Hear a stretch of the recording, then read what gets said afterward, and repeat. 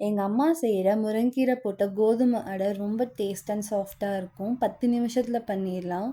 And working people யாராக இருந்தாலும் பேச்சுலர்ஸாக இருந்தாலுமே ஈஸியாக பண்ணிடலாம்.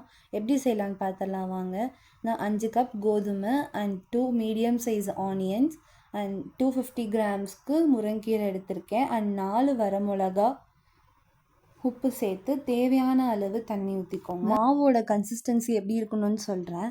அதிகமாக இருந்தால் தோசையாட்டம் ஆகிடும் அண்ட் கம்மியாக இருந்தால் ஹார்டாக இருக்க அடை மாதிரி ஆகிடும். இது கரெக்டான கன்சிஸ்டன்சி எப்படின்னா, கை வச்சு இப்படி அழுத்துறப்போ மாவு வந்து உள்ளே போகும். நான் பண்ணி காட்டுறேன் பாருங்கள். இப்போ பாருங்கள், நான் அழுத்துறேன். அது கரெக்டான கன்சிஸ்டன்சினா அப்படி உள்ளே போகணும். ஸோ அப்படி போகிறது தான் கரெக்டான கன்சிஸ்டன்சி. இப்போது அடுப்பில் தோசைக்கல் வச்சுக்கலாம். பக்கத்துலேயே ஒரு கப் தண்ணி எடுத்து வச்சுக்கோங்க. அந்த தண்ணி தொட்டு ஸ்ப்ரெட் பண்ணி விடணும்.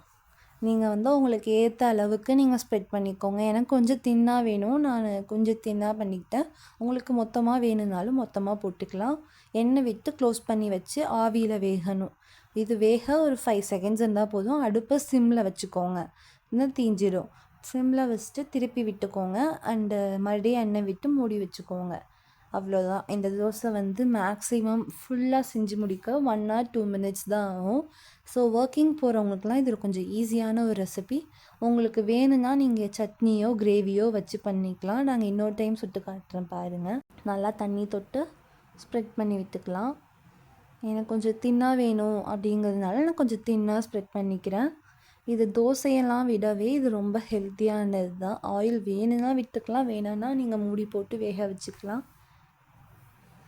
எங்கள் அம்மா எனக்கு எப்போவுமே இந்த மாதிரி செஞ்சு கொடுப்பாங்க. ரொம்பவும் ஹெல்த்தியானது கூட. அண்ட் ப்ரெக்னென்ட் உமன்ஸ் இது குழந்தைங்களுக்கு கூட கொடுக்கலாம்.